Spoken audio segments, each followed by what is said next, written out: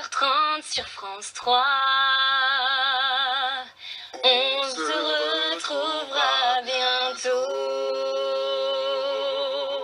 Victor Hugo est de retour à l'affiche du Palais des Congrès à partir du 23 novembre. C'est dans Notre-Dame de Paris le retour. Deux de ses principaux interprètes sont avec nous, Jay et Alizé Lalande, qui sont les interprètes de cette comédie musicale de Luc Plamondon et Cochante, qui était un grand succès il y a presque 20 ans maintenant. Pour le coup, c'est vraiment un spectacle qui était au sommet. C'était l'un des plus gros succès un petit peu des comédies musicales. C'est une des premières comédies musicales aussi. Oui, un des plus gros succès. Donc ça, c'est vrai que reprendre ça, on a l'impression que c'est un classique maintenant. C'est ça, c'est comme un classique. Le personnage de Fleur de Lys, c'est vous, donc Alizé, ce personnage qui a une relation avec Esmeralda et Phébus, ça fait toute une histoire. Elle est fiancée à Phébus, oui. Fiancée à Phébus. Et quand elle va apprendre que Phébus est attiré par Esmeralda, elle va lui demander qu'on pende Esmeralda pour pouvoir se marier avec lui. Pendre. Ouais. L'histoire touche toujours autant, je pense. C'est universel, c'est pas. Oui, bien sûr.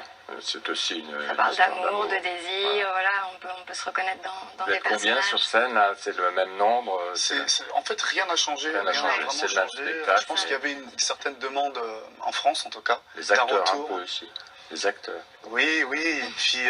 Et puis nous, on s'est mis un petit peu la pression parce que c'était l'un des plus gros succès, ouais.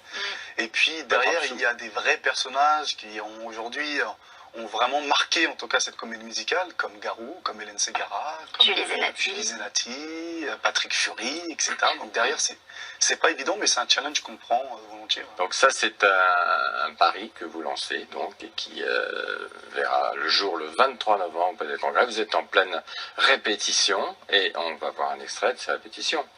Vous voulez bien? Allez, Notre-Dame de Paris, version 2016. Il est venu le temps des cathédrales. Notre-Dame de Paris. Il y a toujours 10 danseurs, 6 acrobates et un breakdancer. Mais le spectacle sera le même. Il est tellement magique.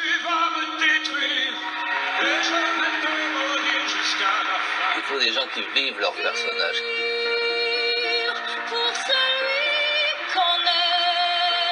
Ce mariage de tous les genres, c'est unique. C'est tellement beau qu'il ne fallait pas toucher.